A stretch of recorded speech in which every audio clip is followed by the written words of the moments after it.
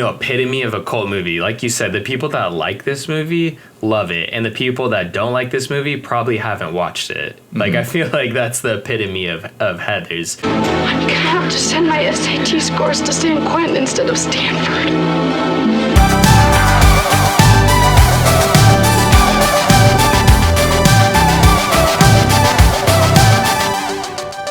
What's up, YouTube? We are Drive By Movies, and never have we ever seen the movie Heathers. My name is James.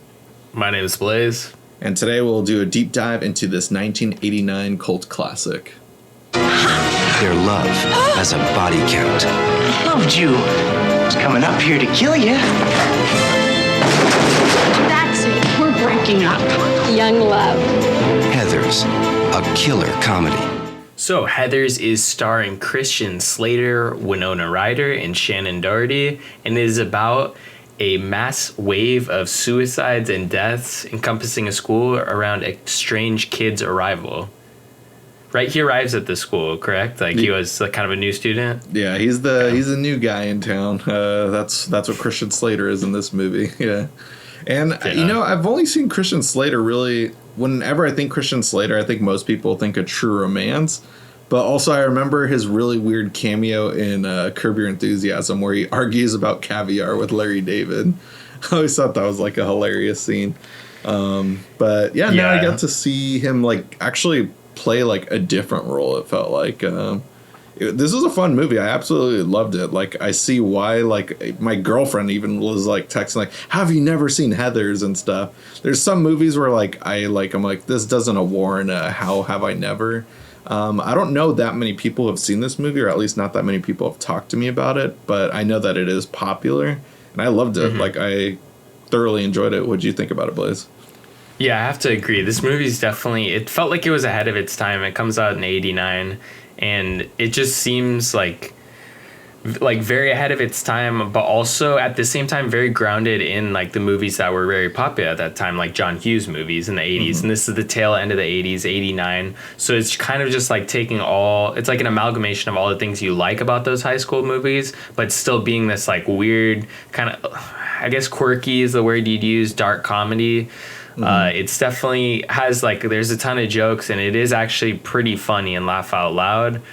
So I have to say, I did really enjoy it. Like, it was a lot of fun. I'm not like you. I don't really remember too many people talking about it.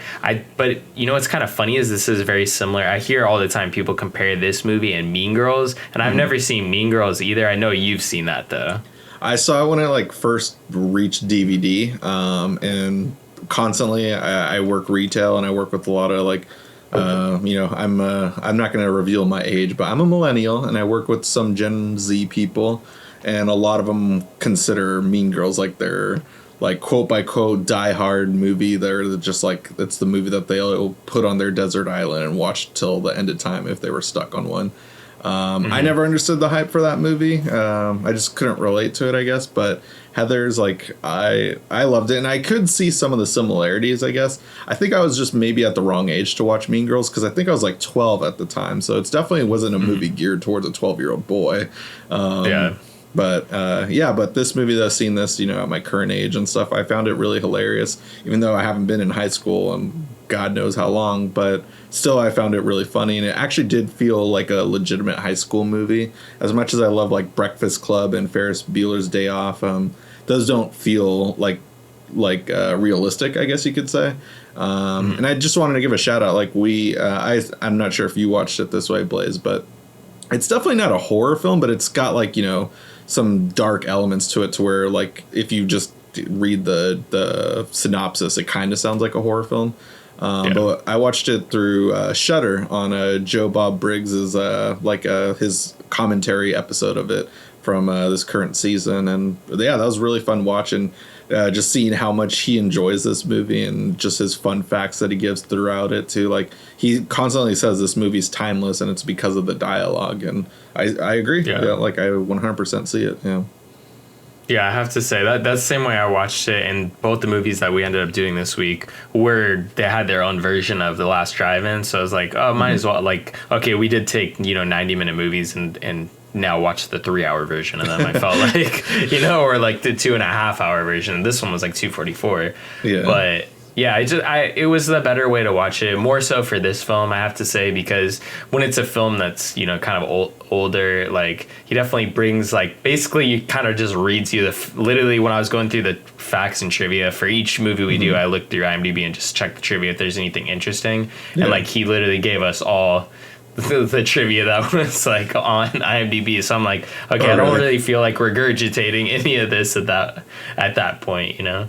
Gotcha. Like just the kind of thing about, like, at the time of this film, like, it was like kind of more independent, and like it was a surprise that it was such a success, and like Christian Slater and Winona Ryder, like, you know, or mainly Christian Slater, faked this, like, he was romantically involved with Winona Ryder, and she was always confused about it. Just silly stuff like that you're like, okay, you could definitely see that Hollywood press machine trying to build the hype, like, desperately for this movie, but then it ends up just being a cult classic anyways. Yeah. So it really just goes down to, like, being the fact that the script is so well written that's what makes this movie so fun. Yeah. It's a bummer that it wasn't a hit when it initially hit theaters. Like, that was sad to hear that and stuff. Especially because Winona Ryder, it sounds like she still hails this as the best film she's ever done. And I think it was like their third or fourth film into her career. Also, she was still only 17, I think, when making this movie. So she legitimately was, like, playing her age in the movie versus, like, a lot of those John Hughes movies where they get a 30-year-old playing a 16-year-old or something. Yeah. But yeah, moments that stood out for me, I mean, pretty much any scene that they kill someone and then the funeral scene right after is played for laughs, but it's absolutely hilarious. During the first funeral for the first Heather that they kill, like the scene where they're going through the minds of all the students and, like, how they feel truly about her death, like, I was not expecting that. That's kind of, like, I could tell it was a comedy at first, but I wasn't really laughing. But once that first kill happened and then it went into that's when I was, like, on board for the rest of the movie. And found it, like, a lot, like, really fun and enjoyable to watch. And I was just cracking up at just seeing how these kids respond to death and stuff, and kind of how realistic it is, because everyone in high school, like, the only person who matters to yourself is you, really, and stuff, and you're just trying to survive through it and just try to figure out why, or, like, try to just make yourself happy, even though it's, like, a dark time for everyone, I feel like. And yeah, I just thought that was a funny, humorous moment. Yeah, especially with cliques. Like, I feel like this, you know, film is all about, you know, the cliques in the high school, and that's what makes, I think that's in general, like, what makes high school movies good is when they, like, lean on, like, the cliques in high school, different, like, I mean, Breakfast Club's a great example, obviously. You know, each kid has these cliques that they belong to, but the whole, like, premise of the Breakfast Club is that they don't really just belong. You can't just shoebox, you know, one person, essentially, into just one type of clique. You can't just be a jock. You might still, you know, have heart, you know? Right, yeah. And in ways, it's also, like, funny and just also, like, kind of the parody, and just, like, the school is kind of a better place without these, like, horrible students and stuff, these popular ones. And it makes everyone, like, rethink stuff, and it's a bummer to see, like, how deep down they go. And I like that there isn't necessarily really a good character. There's, like, only a couple select, but there are really characters that only have minor scenes, like Veronica, played by Winona Ryder, like, her herself is not really a good person, and of course Christian Slater is, like, the evil, like, devil on your shoulder kind of character. Sociopath, basically. Yeah. Or psychopath, I guess. This is a movie, though, like, even though it is a cult classic, like, I wouldn't mind it being remade, just because I guarantee like, most people don't know about this movie, like, Gen Z wise, at least, I'd say. Like, now I'm curious to, like, go back to work. Like, I'm still not officially in work, but when I go back, like, I'm like, all you kids who keep bringing up Mean Girls, like, have you seen Heathers? Like, what are your thoughts? Huh? Yeah.